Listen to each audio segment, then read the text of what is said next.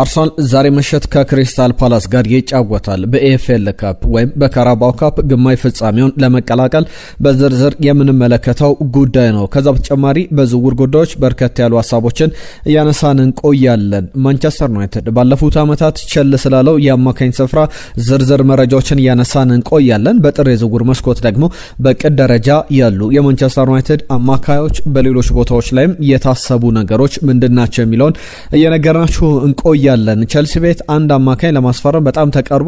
ከዛ በተጨማሪ ጥር ላይ በቸልሲ የዝውውር እቅዶች ምን ተካቷል የሚሉ ጉዳዮችን ዳቪድ ኦርነስቲን ያነሷቸው ጉዳዮች አሉ። በስፋት መለስ ብለን የምንመለከተው ነው የሚሆነው። ሊቨርፑልና አሌክዛንደር አይዛክ ከዛ በተጨማሪ በዝውውር ላይ ምን ተጽዕኖ ሊያደርግበት ይችላል? በሊቨርፑል የውድድር ዓመት ጉዞ ላይ የአሌክዛንደር አይዛክ ጉዳት ምን ተጽዕኖ አለው የሚለውን እየተመለከትን እንቆያለን። ሌሎች ክለቦችንም የተመለከቱ ጉዳዮችን እናነሳለን። አፍሪካ ዋንጫ ሌላኛው ጉዳያችን ነው። ሰላም ጤና ይስጥልን የተወደዳችሁ እንደምን አላችሁ? ስፖርታዊ ጉዳዮቻችን ተጀምሯል። በርከት ያሉ ጉዳዮችን እንደተለመደው እናነሳለን። በዝውውር ጉዳዮች እንዲሁም ደግሞ ከጨዋታዎችም አለፍ ያሉ ጉዳዮችን የነገርናችሁ እንቆያለን። ይህንን ቪዲዮ ላይክ አድርጋችሁ እንድትጀምሩ ቤስት ስፖርትን ሰብስክራይብ በማድረግ ቤተሰብነታችሁን እንድታጠናክሩ አስቀድሜ ላስታውሳችሁ። በቀጥታ ወደ ጉዳዮቻችን ከማለፋችን በፊት እንደተለመደው ትላንትና የላካችሁልን መልእክቶች አንስተን እንጀምራለን።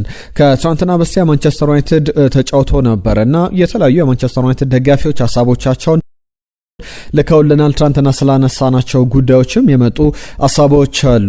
ድሬዮብ የተባለ አድማጫችን ማንቸን መደገፍ በድሮ ታሪኩ ነው እንጂ በአሁኑ ምንም የማይጥም የስጋ ወጥ ነው ብሎናል። በተለይ ከማንቸስተር ዩናይትድ መሸነፍ ጋር በተያያዘ ነው። ሙቲ ሶልሼር መቆየት ነበረበት ከሚሉት መሃል ነኝ። ጊዜ ቢሰጠው ኖሮ ዛሬ ይህንን ዩናይትድ ሳይሆን አስፈሪውን ዩናይትድ እንደሚያሳየን እርግጠኛ ነበርኩ ብሏል። ይስማ በአሞሪም የጨዋታ አቀራረብ ደስተኛ አይደለም። እንግዲህ አሰልጣኙ ጨዋታውን መቀየር የማይችል ሆኗል የሚል ሀሳቡን አንስቷል። አቡሽ አስቶን ቪላ የ2015 ሌስተር ሲቲ እንዳይሆን ፍሩት ብሏል። ማንቸስተር ዩናይትድን፣ አርሰናልን፣ ማንቸስተር ሲቲን አሸንፏል። እነዚህን ቡድኖች ደግሞ በሜዳው ገጥሞ ያሸነፈበት ጨዋታ ነው። በእርግጥ አቡሽ ትክክለኛ ሀሳብ ነው እያነሳ ያለው። የውድድር ዓመቱ አጋማሽ እየተቃረበ ይገኛል። አስቶን ቪላ አሁንም በሊጉ ደረጃ ላይ መሪ ከሚባሉት መካከል ነው። ከአርሰናል በ3 ነጥብ ከማንቸስተር ሲቲ በ1 ነጥብ ዝቅ ብሎ ነው የተቀመጠው። የሌስተር ሲቲ ጉዞ እንኳን እንደ አስቶን ቪላ እንደዚህ በጣም ጠንካራ አልነበረም ብሎ መናገር ይቻላል። የኡናይ ኤምሪ ቡድን በደንብ ለዋንጫ የሚያሰጋ ቡድን ነው። ነገር ግን በቀጣይ 2 ጨዋታዎች ቸልሲን እንዲሁም ደግሞ አርሰናልን የሚገጥምበት ጨዋታ በጣም ወሳኝ መርሃ ግብር ነውና በእነዚህ ጨዋታዎች ላይ የአስቶን ቪላ ነገር ይለይለታል። ነጂብ ሰላም ዋው ምርጥ ጨዋታ ነበረ የማንቸስተርና የአስቶን ቪላ ጨዋታ ብሎናል። ከዛ በተጨማሪ መሐመድ ሐሰንም መልእክቱን ልኮልናል። ስለ ማንቸስተር ዩናይትድ ነው ሻሼ ብሎ በተለይ ደግሞ በማንቸስተር ዩናይትድ መሸነፍ ደስ ያለው ይመስላል። ላይሉ ኦሌ መቆየት ነበረበት። አሁንም አሞሪም በደንብ መደገፍ አለበት በዝውውሮች። በዚህ ስኳድ ከሱ ብዙ መጠበቅ ከባድ ነው የሚል ሀሳቡን አካፍሎናል። ኃይሌ ሙልጌታ ከደቡብ አፍሪካ ሩበን አሞሪም እየተጣላም ቢሆን በ3 ተከላካዮች መጫወትን ለክለቡ ለተከላካዮችም አሳምኗል። ነገር ግን መሃል ሜዳ ላይ የሚያሳምን ተጫዋች ከቡድኑ ውጪ ያለ አይመስለኝም ብሏል። በትክክልም ትክክለኛ ሀሳብ ነው ሙልጌታ ያነሳው። ወደ በኋላ ላይ ከማንቸስተር ዩናይትድ ቸል ስላለው የአማካኝ ስፍራ ቦታ የምናነሳቸው ጉዳዮች አሉ። ኃይሌ ሌላ ሀሳብ ልኮልናል። ዩናይትድ ቶፕ 5 አይጨርስም፣ አርሰናልም ዋንጫ አይበላም የሚኖር ህይወት ነው ብሎ መልእክቱን ልኮልናል። ዩናይትድ እስካሁን ጥሩ ተጫዋቾች ከምንላቸው ጨዋታዎች ውጪ አንዱ የታየው የአስቶን ቪላ ጨዋታ ነው። ነገር ግን በተለይ ደግሞ 4 ተጫዋቾች አለመኖር ትንሽ ቡድኑን ጎርቶታል የሚል ሙልጌታ መልእክቱን ልኮልናል። ትዊንስ ላይፍ ስለ ማንቸስተር ዩናይትድ መልእክቱን ልኮልናል። ኦፕሳ ሌሎችም አድማጮች አየነው ሙላለም ጀምስ መልእክቶቻቸውን ከላኩልን አድማጮች መካከል የሚጠቀሱ ናቸው። ዛሬም የተለያዩ ሀሳቦች እናነሳለን። አርሰናል ዋንጫ ይበላል የሚል ግምቱን አሁንም ቢሆን ከ17ኛ ሳምንት የሊጉ ጨዋታዎች በኋላም ቢሆን ጋሪ ኔቭል እያነሱት ይገኛሉ።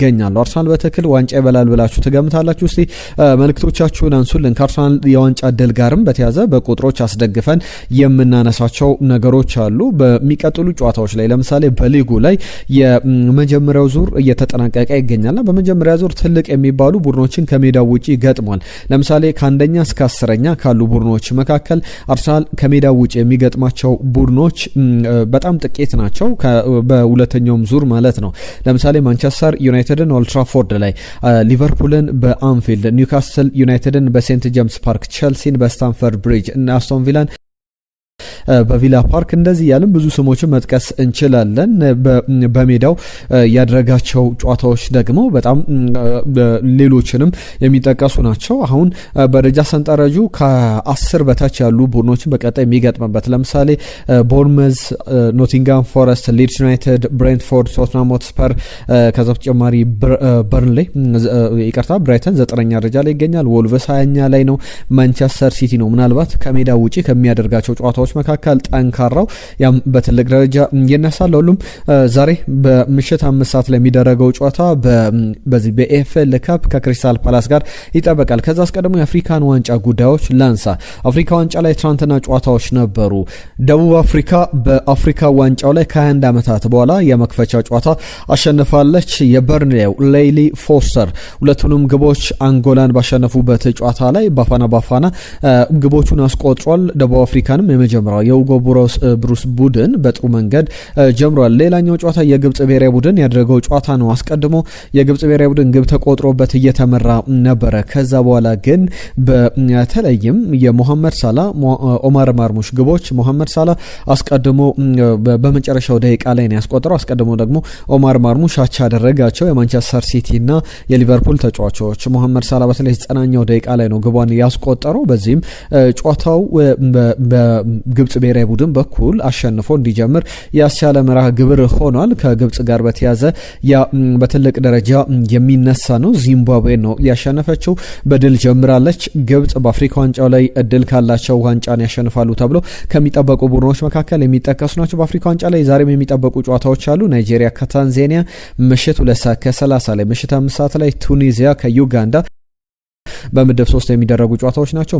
ምድብ 4 ላይ ደግሞ አስቀድሞ ዴሞክራቲክ ሪፐብሊክ ኮንጎ ከቤኒን፣ ሴኔጋል ከቦትስዋና የሚያደርጓቸው ጨዋታዎች ይጠበቃሉ። ትናንትና በጣሊያን ሱፐር ኮፓ በአስገራሚ ሁኔታ ዳቪድ ናሬስ 3 ግቦችን ባለፉት ጨዋታዎች ላይ አስቆጥሯል። ወደ ፍጻሜው ለማለፍ ያስቆጥራት ግብ ነበረች። ከዛ በተጨማሪ ትናንትና በፍጻሜው ቦሎኛ ላይ ሁለቱንም ግቦች አስቆጥሮ ጨዋታው 2-0 ተጠናቋል። የአንቶኒዮ ኮንቴ ቡድን ማሸነፉ የተመለከትንበት ጨዋታ ነው። ሱፐር ኮፓውን ማሸነፍ ችሏል። አንቶኒዮ ኮንቴ ከጨዋታው መጠናቀቅ በኋላ አንድ አስተያየት ሰጥቷል። ራስመስ ሆይሉን፣ ማክቶሚናይን የማንቸስተር ዩናይትድ የቀድሞ ተጫዋቾችን በተመለከተ ነው። አሁን ሁሉም ሰዎች ስለ እነዚህ ተጫዋቾች ያወራሉ። አስታውሱ፣ በማንቸስተር ዩናይትድ ብዙ እየተጫወቱ አልነበረም። ራሳችሁን መጠየቅ ትችላላችሁ አንዳንድ ጥያቄዎችን። እኔ ወይም ደግሞ የኔ የቡድን አጋር ያደረግነው ነገር ትክክለኛውን ነገር ብቻ ነው። ከዛ በተጨማሪ እነሱ እንደዚህ ለመጫወታቸው ምክንያት አለው በሚል በማንቸስተር ዩናይትድ ችግሮች እንዳሉ የሚያሳይ አስተያየቱን ሰጥቷል። ስኮት ማክቶሚናይ ከቀናት በፊት በእርግጥ በማንቸስተር ዩናይትድ እና በናፖሊ ለምሳሌ የተለያዩ ነገሮች የሉም፣ ሁሉም በእንክብካቤ እንደሚያዙ፣ በማንቸስተር ዩናይትድ ግን ትንሽ በመጫወት ረገድ ጫናዎች እንዳሉ ሲናገር ተመልክተናል። ሁሉም ከጨዋታዎች ጋር በተያዘ ዛሬ ደግሞ የሚጠበቀው ምሽት 5 ሰዓት ላይ ክሪስታል ፓላስ ከአርሰናል የሚያደርጉ ጨዋታ ይጠበቃል። አርሰናል በዋንጫ ረገድ በጣም ትልቅ እድሎች አሉት። እነ ጋሪ ኔቭል አርሰናል አሁንም ከማንቸስተር ሲቲም በላይ በሁለተኛው ዙር ላይ በጣም ጠንካራውን አርሰናል እንመለከታለን፣ ዋንጫውንም ያሸንፋል ብዬ እገምታለሁ ብሏል። ምን ታስባላችሁ? በእንግሊዝ ፕሪሚየር ሊግ ላይ አርሰናል አሁንስ ዋንጫ የመብላት እድል አለው ወይስ? ሀሳቦቻችሁን ጻፉልን። ከማንቸስተር ሲቲና ከአርሰናል ጋር በተያያዘ የባለፈው ዓመት ውጤታቸውን አሁን ከ17 ጨዋታዎች በኋላ ምን ነጥብ ሰበሰቡ? አርሰናል ከባለፈው ዓመት በ10 የተሻሉ ነጥቦችን ዘንድሮ ሰብስቧል። ማንቸስተር ሲቲ ደግሞ አምና ምን ያክል ደካማ ቡድን እንደነበረ ተመልክተናል እና ማንቸስተር ሲቲ ከአርሰናልም በበለጠ 12 የተሻሉ ነጥቦችን ሰብስቧል። በማከላቸው ግን አሁንም ቢሆን የ2 ነጥብ ልዩነት አለ።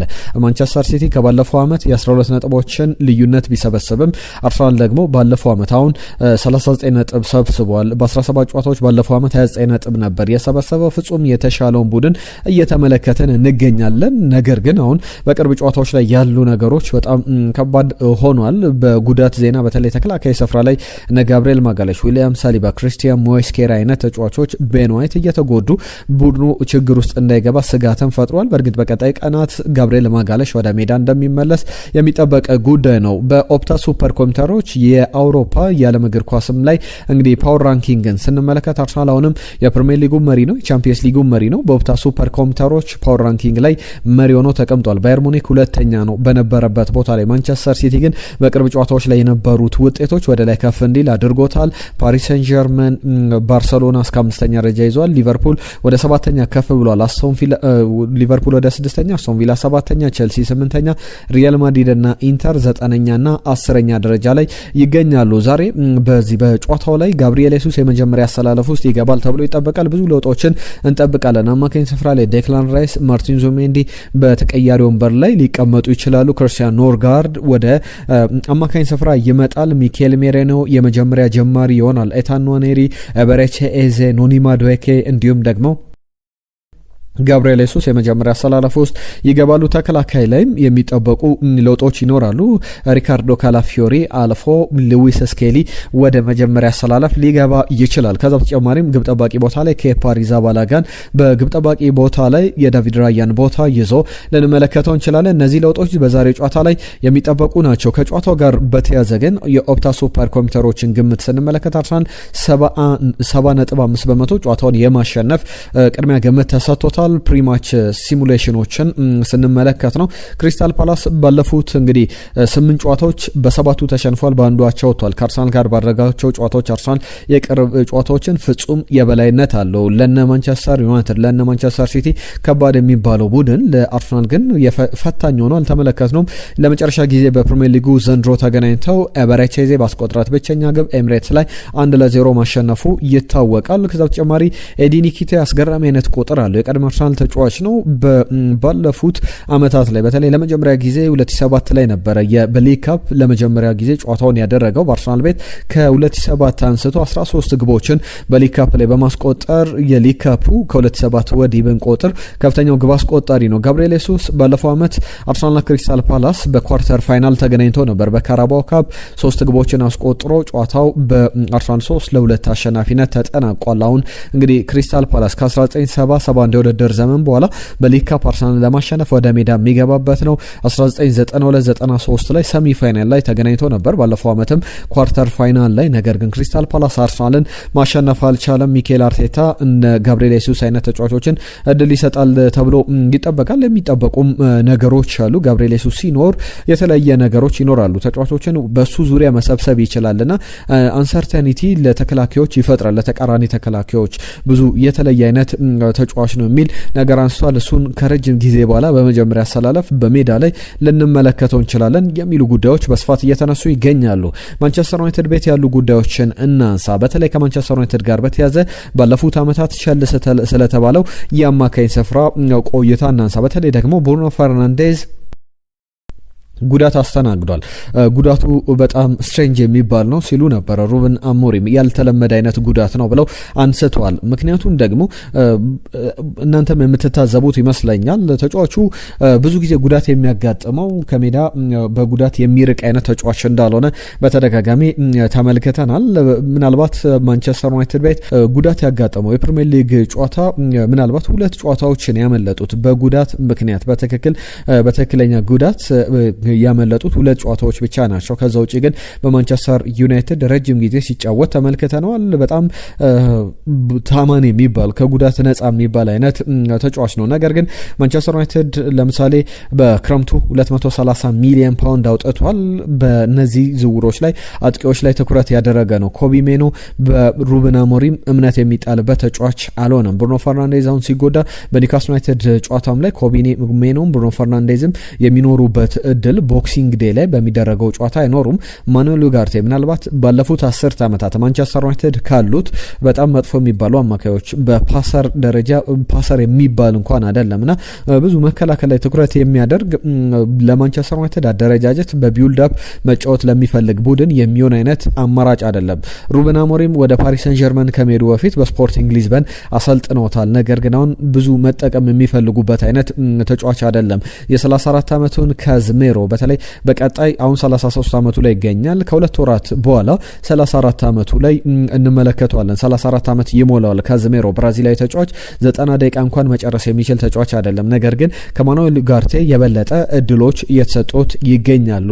እንግዲህ ፈርናንዴዝ የማይኖር ከሆነ ማንቸስተር ዩናይትድ ምንድነው አማራጩ የሚለው ነገር ይነሳል። ከኤሪክ ቴን ሃግ ጊዜ ጀምሮ ማንቸስተር ዩናይትድ 900 ሚሊዮን ፓውንድ አውጥቷል። ነገር ግን ሁለት አማካዮችን ብቻ ነው ያመጣው፣ ማኑኤል ኡጋርቴ እንዲሁም ካዝሜሮ። ከዛ በተጨማሪ በመሃል እነ ስኮት ማክቶሚናይ አይነት ተጫዋቾች ወጥቷል። የባሎንዶር እጩ መሆን የቻለ ማርሴል ሳቢትዘር የቦሩሲያ ዶርትመንድ ተጫዋች ሆኖ በተለይ የቻምፒየንስ ሊግ ፍጻሜ ላይ ጭምር መጫወት የቻለ የቻምፒየንስ ሊጉ የአመቱ ምርጥ ተጫዋቾች ምርጥ 11 ውስጥ መካተት የቻለ ተጫዋች ነው። እነዚህ የማንቸስተር ዩናይትድ የቅርብ ጊዜ ስህተቶችን በደንብ ሊያጎሉ የሚችሉ ናቸው። አሁን በአማራጭነት የሚነሱ ስሞች አሉ። አጥቂና የዚህ የአንቶኒዮ ሴሜኒዮን ጉዳይ ደግሞ ጠቅለል አድርገን ከማንቸስተር ሲቲም ከሊቨርፑልም ከማንቸስተር ዩናይትድም ከአርሰናልም ጋር አያይዘን እናነሷለን። ነገር ግን ማንቸስተር ዩናይትድ በቀጣይ በጥር የዝውውር መስኮት ምን አማራጮች አሉት ብለን ስንመለከት በእርግጥ የሚፈልጋቸው ለረጅም ጊዜ እቅድ የሚፈልጋቸው ተጫዋቾች አሉ። አሰልጣኙ ሩበን አሞሪም የሰጧቸው አስተያየቶች አሉ። በዝውውር ረገድ የምናስፈርማቸው ተጫዋቾች ካሉ ለምሳሌ ዝም ብለን ሂርዊጎ እንልና የስህተት ዝውውር እንዲሆን አንፈልግም፣ የተጠና ስራዎችን እንሰራለን። ስፖርቲንግ ዳይሬክተሩ በተጨማሪ ዳይሬክተር ኦፍ ፉትቦል ጄሰን ዊልኮክስ እንዲሁም ደግሞ ኦማር ቤራርዳ ስራ አስፈጻሚው ኦማር ቤራርዳ የሚወስኗቸው ውሳኔዎች በጋራ የሚጠበቁ ናቸው። ብዙ አማራጮች አሉ፣ ብዙ ተጫዋቾችን እንፈልጋለን። ነገር ግን እቅዶቻችን በሙሉ በትክክል ትክክለኛው አማራጭ ላይ መሆን አለባቸው የሚል ነገሮችን ያነሳሉ። ከነዚህ ጉዳዮች መካከል ካርሎስ ባሌባ፣ አዳም ዋርተን፣ ኤሊየት አንደርሰን በትልቅ ደረጃ ስማቸው ይነሳል። የቦርመዝ ሁለት ተጫዋቾችም አሉ። አንደኛው አሌክስ ስኮት ነው። እነዚህ ተጫዋቾች ለማንቸስተር ዩናይትድ የረጅም ጊዜ እቅድ ምናልባት በቀጣይ ክረምት ሊመጡ የሚችሉ ናቸው። በዚህኛው ግን የዝውውር መስኮት ላይ ከሚነሱ ስሞች መካከል በቅርብ የሰማ ነው የኮነር ጋላገር ጉዳይ ነው። 25 ዓመቱ ላይ ይገኛል። እንግሊዛዊው አጥቂ ኮነር ጋላገር ወደ አትሌቲኮ ማድሪድ ከሄደ በኋላ ከቸልሲ ብዙ የመጫወት እድሎችን እያገኘ አይደለም። ማንቸስተር ዩናይትድ ደግሞ የተጫዋቹን ደሞዝ በመክፈል በጥር የዝውውር መስኮት ኮነር ጋላገርን ፕሪሚየር ሊጉን በለመደበት እንግዲህ ያጫወት መንገድ በፕሪሚየር ሊጉ በተለይ በቸልሲ ቤት በ3-4-3 አሰላለፍም ሲጠቀሙበት እናውቃለንና ሩበን አሞሪምም በዚህ በ3-4-3 አሰላለፍ ወይም ደግሞ በ3-4-2-1 አሰላለፍ ኮነር ጋላገርን እንግሊዛዊውን አጥቂ እንግሊዛዊውን አማካኝ ወደ ማንቸስተር ዩናይትድ ማምጣት ይፈልጋሉ። ከማንቸስተር ዩናይትድ ጋር አስገራሚ ቁጥሮች አሉ። ለምሳሌ ማጥቃቱ የሚገርም ነው። ከአርሰናል እኩል 31 ግቦችን በፕሪሚየር ሊጉ አስቆጥሯል። ከማንቸስተር ሲቲ በታች ነው። ማንቸስተር ሲቲ የሊጉ ከፍተኛ ግብ አስቆጣሪ ነው። 41 ግቦችን በማስቆጠር ብዙ ግቦችን ያስቆጠረው የሊጉ ቡድን ነው። ከዛ በተጨማሪ ግን ሁለተኛው ደረጃ ላይ ብንመጣ አርሰናልና ማንቸስተር ዩናይትድን የምናገኘው ከአስቶን ቪላ፣ ከቸልሲ፣ ከሊቨርፑል፣ ከሰንደርላንድ አይነት ቡድኖች ማንቸስተር ዩናይትድ የተሻሉ ግቦችን ያስቆጥራል። መከላከሉ ግን ያን ያክል በጣም ውጤታማ አይደለም። ያም በትክክል የሚገልጽልን የሚያሳየን ነገር ቢኖር ለማንቸስተር ዩናይትድ ክፍተቶችን ለማረምም እድሎችን የሚሰጥ አይነት እንደሆነ በተለይ አማካኝ ስፍራ ላይ በደንብ ቡድኑ መጠናከር የሚችል ከሆነ መከላከሉንም ሊያስተካክሉ የሚችሉ ተጫዋቾች በጥር ይጠበቃሉ የሚሉ ጉዳዮች በዝርዝር እየተነሱ ይገኛሉ። ከአንቶኒዮ ሴሜኒዮ ጋር በተያያዘ የሚነሱ ጉዳዮች አሉ። አስቀድሜ የአሌክዛንደር አይዛክን ጉዳይ ላንሳ። አሌክዛንደር አይዛክ ወራት በጉዳት ያመልጡታል የሚሉ ዝርዝር መረጃዎች ወጥተዋል። ለሊቨርፑል በጣም አሳዛኝ ዜና ይመስላል። 125 ሚሊዮን ፓውንድ አካባቢ የወጣበት ተጫዋች ነው። ነገር ግን አሁን በጉዳት ምክንያት ለወራት ቢያንስ 2-3 ወራት ከሜዳ ይርቃል። በዚህኛው ውድድር ዘመን ላይ ግን ይመለሳል። ምናልባት በዚህ በቅርብ ወራት ላይ 2-3 ወራትን የሚያመልጠው ከሆነ ሊቨርፑል በዝውውር ላይ ወደ ገበያው መውጣት ያለበት ይመስላል። ሌሎች አማራጮችም አሉ። ከሊቨርፑል ጋር በተያዘ ምን ሊከተል ይችላል የሚሉ እቅዶችም በዝርዝር ይፋ እያደረጉ ይገኛሉ። በተለይ ሊቨርፑል ሃርቪ ኤሊየትን መጥራት በድጋሚ ከአስቶን ቪላ ወደ ቡድኑ መመለስ የሚችልበት እድል አለ። በውሰቱ ወደ አስቶን ቪላ መሄዱ ይታወቃል። 10 የፕሪሚየር ሊግ ጨዋታዎችን ማድረግ ከቻለ ሃርቪ ኤሊየት በቋሚነት በአስቶን ቪላ መፈረም አለበት። ነገር ግን አስቶን ቪላ አንድም ተጫዋቹን በቋሚነት ማስፈረም ስላልፈለገ ጥቂት ጨዋታዎችን ብቻ ነው የተጫወተው። 10 ጨዋታ ላይ እንዳይደርስ ጥረት እያደረጉ ይመስላል። ብዙ ጨዋታዎች ላይ እየተሰለፈ አይገኝም። በትልቅ ደረጃ እየተነሳ ይገኛል። ተጫዋቹም ደስተኛ አይደለም። ሊቨርፑልም በተጫዋቹ ትሪትመንት ደስተኛ አይደለምና ሃርቪ ኤሊየትን ለመመለስ እቅዶች አሏቸው። በዛ ቦታ ላይ መጫወት የሚችል ተጫዋች ነው። የሙሐመድ ሳላን ደግሞ ጉዳይ በሰላም መፍታትና መሐመድ ሳላ በውድድር አመቱ እንዲቆይ ማድረግ ሌላኛው አማራጭ ነው። በጣም ጥቂት የአጥቂ አማራጮች ናቸው ያላቸው። ኡጎ ኢኪቲኬ፣ ኮዲ አክፖ እንዲሁም ደግሞ ፌዴሪኮ ኬዛ ይጠቀሳሉ። መሐመድ ሳላ በጥር ዝውውር መስኮት እለቃለሁ የሚል ሀሳብ እንደነበረው ይታወቃል። ያ ውሳኔ የሚፈልግ ጉዳይ ነው የሚሉ ዝርዝር ነገሮችን እየተመለከተን እንገኛለን። የዚህም ጉዳይ በስፋት የሚነሳ ነው። አንድ ጥያቄ ላስከትል። የቼልሲ ደጋፊዎች ምናልባት በዚህ ጉዳይ ላይ የምታነሷቸው ሀሳቦች ካሉ ከ17ኛ ሳምንት ጨዋታ በኋላ ጄሚ ካራገር በመንዴ ፉትቦል ናይት ላይ አንድ ጉዳይ አንስቷል። የፕሪሚየር ሊጉ ምርጥ 11 ይፋ አድርጓል። እያንዳንዱ ተጫዋቾች አነሳላቸዋለሁ ከግብ ጠባቂ ጀምሮ እስከ አጥቂ፣ ነገር ግን አንድም የቼልሲ ተጫዋች አልተካተተም። በዚህ ጉዳይ ላይ ምን ትላላችሁ? ሞይሰስ ካይሴዶን የመሰለ አማካኝ በዚህ ዝርዝር ውስጥ አልተካተተም። መካተት ነበረበት ወይ ካላችሁ ደግሞ ማን መውጣት ነበረበት? በዚህ በአማካኝ ስፍራ ላይ በተከላካይ ስፍራ ላይ የቼልሲ ተጫዋቾች የሉም። ከሊቨርፑልም እነማን መካተት አለባቸው የሚለውን እስቲ ስሞቹን ልጥራላችሁና የእናንተን ሀሳብ ታካፍሉናላችሁ። በግብ ጠባቂ ቦታ ላይ ሮቢን ሮፊ የሰንደርላንዱ ግብ ጠባቂ ተመርጧል። እንግዲህ ሮበርት ሳንቼዝ አይነት፣ ዳቪድ ራያ፣ ዶናሩማ አይነት ባሉበት የሰንደርላንዱ ግብ ጠባቂን ምርጫው አድርጓል። ተከላካዮች ላይ ገብርኤል ማጋሌሽና ማርክ ጌይ በክሪስታል ፓላስና በአርሰናል፣ ሪካርዶ ካላፊዮሪ ከአርሰናል እንዲሁም ደግሞ በራይት ባክ ቦታ ላይ በጁሪን ቲምበር ይመረጣል ቢባልም ዳንኤል ሙንዞ የክሪስታል ፓላሱ ተከላካይ ተመርጧል። አማካኝ ስፍራ ላይ ግራኒት ጃካ፣ ዴክላን ራይስ፣ ብሩኖ ፈርናንዴስ ተመርጧል። በዚህ ቦታ ላይ እንግዲህ አንዳንዶች በትክክል አልመረጠም። ዴክላን ራይስ በጣም የሚገርም የውድድር ዘመን አሳልፏል። ብሩኖ ፈርናንዴስ የሚገርም ነው። ግራኒት ጃካም፣ ነገር ግን ሞይሰስ ካይሴዶ በየትኛው መንገድ መካተት ነበረበት የሚሉ ድምጾችን ስንሰማ ነበር። የእናንተን ሀሳብ አካፍሉን። ከአጥቂ ቦታ ላይ በቀይ መስመር ቦታ ላይ አንቶኒዮ ሴሜኖ፣ በግራ መስመር ቦታ ላይ ሞርጋን ሮጀርስ ከአስቶን ቪላ እንዲሁም ደግሞ ሃርሊንግ ብራውት ሃላንድ በማንቸስተር ሲቲ አጥቂ ቦታ ላይ የተካተቱ ናቸው። እናንተን ሀሳቦች እስቲ አካፍሉን። መለስ ብለን የምንመለከተውን የሚሆነው ከዛ ውጪ የሊቨርፑል ጉዳዮች ላይ እነዚህን የአሌክዛንደር አይዛክን ጉዳይ ካነሳን የአንቶኒዮ ሴሜኖ መምጣትም በደንብ እየተጠበቀ ይገኛል። ስካይ ስፖርት አንድ ጉዳይ ይዞ ወጥቷል። አንቶኒዮ ሴሜኖን በተመለከተ በየትኛው ቡድን ሊፈርም ይችላል? ማንቸስተር ሲቲ፣ ማንቸስተር ዩናይትድ፣ ሊቨርፑል፣ አርሰናል ስማቸው ይነሳል። ከአርሰናል ጋር በተያያዘ ዳቪድ ኦርነስቲን ትናንትና ያነሳው ጉዳይ አለ። አርሰናል ተጫዋቹን በዚህ በጥር የዝውውር መስኮት የማስፈረም ምንም ፍላጎት የለውም። እስከ ክረምት በቦርንመዝ የሚቆይ ከሆነ በክረምቱ ተጫዋቹን ማስፈረም ይፈልጋል። የአርሰናል ደጋፊ እንደሆነ ይታወቃል።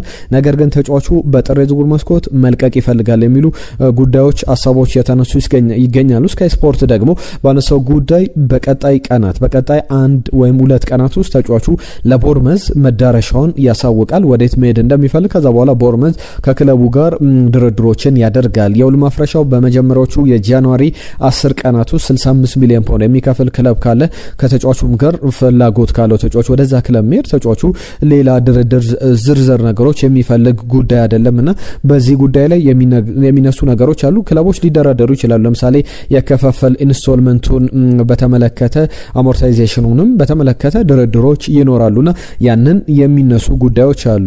በየስንት አመቱ ይከፈል፣ ከዛ በተጨማሪ በየአመቱ ሲከፈል ምን ያክል ገንዘብ ለክለቡ ይከፈል በዝውውሩ ላይ የሚሉ ሀሳቦች ይነሳሉ። ከሊቨርፑልም ጋር በተያያዘ አንደኛው አንቶኒዮ ሴሜኖን የማስፈረም እቅድ ሊኖረው ይችላል። የአሌክዛንደር አይዛክን ውሳኔ ተጽዕኖ ሊከተው ይችላል የተጫዋቹን ጉዳይ የሚሉ ሀሳቦች አሉ። ከዛ በተጨማሪም እነ ማንቸስተር ዩናይትድም ማንቸስተር ሲቲንም በተመለከተ የሚነሱ ሀሳቦች አሉ።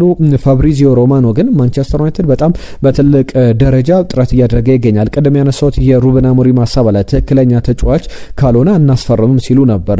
የአንቶኒዮ ሴሜኖ ጉዳይ በትክክለኛ ተጫዋችነት መጠቀስ የሚችል ነው የሚሉ ድምጾችን እየሰማን እንገኛለን። በትክክልም ምን ያክል የተጫዋቹ ጉዳይ ጠንከር ያለ ነው የሚለውን እንመለከታለን። ከቸልሲ ጋር በተያያዘ የሚነሱ 2-3 ጉዳዮች አሉ። አንደኛው በአማካኝ ስፍራ ላይ ወጣት ተጫዋች ለማስፈረም በጣም ተቃርቧል የሚሉ ጉዳዮች ወጥተዋል። የጌንክ ተጫዋች ነው። ከጌንክ ደግሞ ቸልሲ ተጫዋቾችን የማስፈረም ልምድ አለው። አንደኛው ኬቨን ደብሬነ ነው። ሁለተኛው ደግሞ ቲቦ ኮርቷ ነው። በቅርብ ጊዜያት ላይ እነዚህ ቤልጂየማዊ ተጫዋቾች ወደ ቸልሲ መጥተው የዓለም እግር ኳስን የተቀናቀኑ ዓለም እግር ኳስ ላይ ያበቡ አይነት ተጫዋቾች ናቸው። አሁን ደግሞ ግሪካዊ ተጫዋች ነው። በጌንክ በቤልጂየም እንግዲህ ትልቅ ደረጃ ላይ የሚጠበቅ የሚጠበቅ አይነት ተጫዋች ነው። ኮንስታንቲኖስ ከርቴታስ ይባላል። ይህንን ተጫዋች ለማስፈረም ቸልሲ ፍጹም ፍላጎት አለው። ድርድሮች እየተደረጉ ይገኛሉ። ሌሎች ክለቦችም በተጫዋቹ ላይ ፍላጎት አላቸው። ገና 18 ዓመቱ ላይ እያለ በጣም ልምድ ያለው ተጫዋች ነው። በሊግ አፒራንሱ ብንመለከት ለክለቡ 70 ጨዋታዎችን ያደርጓል። በ18 ወራት ውስጥ 70 ጨዋታ ብዙ ነው። 1 ዓመት ከ6 ወር ቆይተው ለዋናው ቡድን በነበረው ቆይታ 70 ጨዋታዎችን አድርጓል። 18 ዓመቱ ላይ ይገኛል። እስከ 2029 ድረስ የሚያቆይ ውል አለው። ቸልሲ በጣም በትልቅ ደረጃ ፈልጎታል።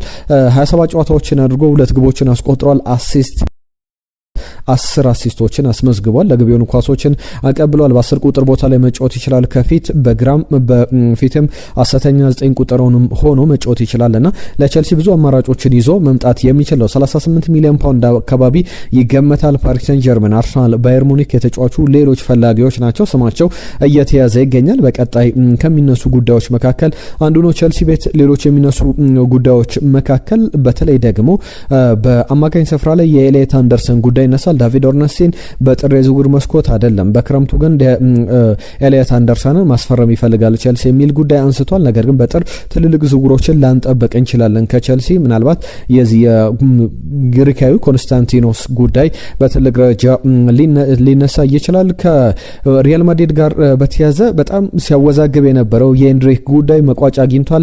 ለ6 ወራት ውል በውድድር ዓመቱ እስከሚጠናቀቅ ድረስ ወደ ሊዮን ወደ ፈረንሳይ ሊጋ ማምራቱ ተረጋግጧል። 50% ደሞዙን ይከፍላል። በቋሚነት የማስፈረም ምንም አይነት መብት የለውም። ለኤንድሪክ እፎይታ ይመስላል። የተወደዳችሁ ስፖርታዊ ጉዳዮቻችን እነዚህን ይመስሉ ነበር። አብራችሁን ስለነበራችሁ ከልብ እናመሰግናለን። ቤስት ስፖርትን ቻናላችንን ቤተሰቡን አዳዲስ ጉዳዮችን ይዘን እንመጣለን። በየዕለቱ አብራችሁን ስለነበራችሁ ጊዜያችሁን ስለምትሰጡን ስለምታደምጡን ከልብ እናመሰግናለን። ለዛሬ እዚህ ላይ አበቃን። ጤና ይስጥልን።